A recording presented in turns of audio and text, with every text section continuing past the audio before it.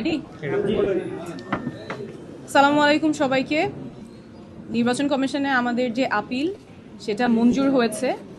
ঢাকা ৯-এ স্বতন্ত্র প্রার্থী হিসেবে আমি যে মনোনয়নপত্র দিয়েছিলাম আমার প্রার্থিতা বৈধ ঘোষণা করা হয়েছে। গত এক সপ্তাহে আসলে খুব একটা অন্যরকম অভিজ্ঞতার মধ্যে দিয়ে গিয়েছি।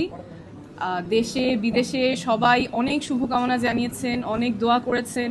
যখন রাস্তায় মানুষের সাথে কথা বলছিলাম অনেকেই হতাশা প্রকাশ করেছেন, কষ্ট পেয়েছেন, বলছেন দোয়া করছেন। তাদের সকলকে ধন্যবাদ। সকলের জনসমর্থনেই ইনশাল্লাহ আগামী নির্বাচনে আমি প্রার্থী হিসেবে লড়াই করতে পারবো। সেজন্য সবাইকে ধন্যবাদ। এখানে আমার আইনজীবী টিম আছে, তাদেরকে ধন্যবাদ। এবং দেশে বিদেশে যে যেখান থেকে শুভকামনা জানিয়েছেন, দোয়া জানিয়েছেন, সকলকে অনেক ধন্যবাদ।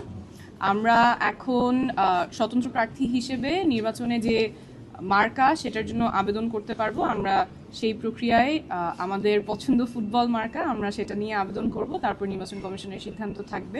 নির্বাচন কমিশনকেও ধন্যবাদ, ওনারা আমাদের যুক্তিগুলো শুনেছেন। সর্বোপরি আমরা বলছিলাম যে আমাদের দৃঢ় বিশ্বাস আপনাদের জনসমর্থন নিয়ে আগামী নির্বাচনে লড়াই করতে পারবো। ইনশাল্লাহ সবার সাথে দেখা হবে। Thank you.